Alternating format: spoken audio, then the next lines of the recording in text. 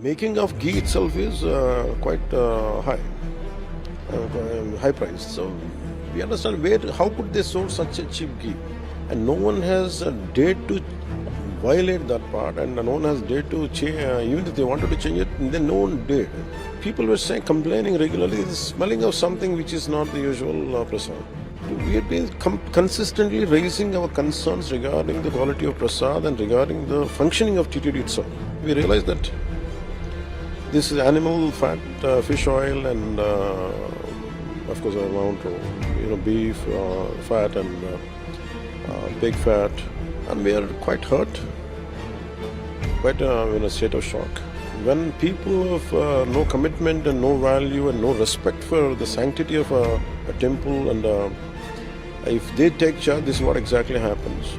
A lot of liquors were supplied, non-vegetarian was supplied, and people were having parties there. It's a high time to everyone should come together.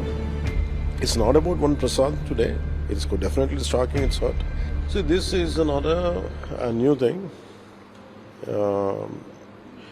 See, the quality of prasad is always quite superior, and people even if you get a small bite also, it's like a mahaprasad to everybody. That's what we all know. It was done with a very great reverence, and especially the materials will be chosen for prasad is sourced from very, very trusted groups and trusted companies, and which had been given by the last few decades.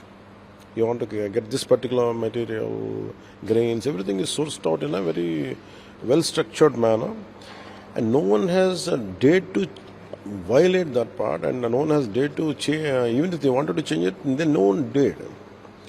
So imagine you need per month, so per day, you need 15,000 kgs of ghee is needed to make prasad. These guys say, their claim is, why did we change the vendors? Was it is 1,000 rupees plus something, and we have changed it. We have brought it down to, and they said we have to give, the supply had given us around 360 to 400. The making of ghee itself is quite high price. So we understand how could they source such a cheap ghee. And later, after a few months, when we're all wondering, maybe we don't know how could they achieve it. So we don't know. They had sourced out from somewhere from Delhi, Gajamad, somewhere in UP. Delhi or part of Delhi. Maybe we don't know. Maybe someone is there. Maybe they said we don't know. But they said people were saying, complaining regularly, the smelling of something which is not the usual prasad. A lot of times people used to come to me and they said, see what's happening, maybe you have to put for us oil, some kind of lab testing. So we have been consistently raising our concerns regarding the quality of prasad and regarding the functioning of TTD itself. And of course other dharmic issues. But these guys, when we formed the government and I said we want to revive, we want to go back to, then we sent samples, and we realized that this is animal fat, fish oil, and of course amount of beef fat and pig fat, fish oil. Elements of both these things are there. All these three, and we are quite hurt, quite in a state of shock. And people have taken it for granted to play that kind of games. Here it is, when people have no commitment and no value and no respect for the sanctity of a temple, and if they take charge, this is what exactly happens. In the name of politicking, they went for some substandard things, and that's the result of it. And on the top of it, there was a lot of. It's not just about prasad today. Maybe there were a lot of liquors were supplied, non-vegetarian was supplied, and people were having parties there.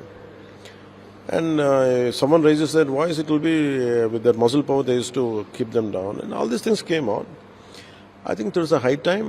That's the reason today morning I tweeted. I think there's a high time to everyone should come together. It's not about one prasad today. It's definitely striking its heart. I think we have to, because when governments and boards are not acting well, there should be some other monitoring mechanism in India, in Bharat, it should be Sanatana Dharma Parirakshana Board is the order of the day. It is very essential. That's what I feel. Because any kind of desecration happens to idols. The sanctity of the temples not been maintained, like TTD Prasad and all. And whatever the Agama Shastra says, the practices, the devotional practices, the method you pray, when they're not being practiced, I think a lot of mere political employments come into the picture.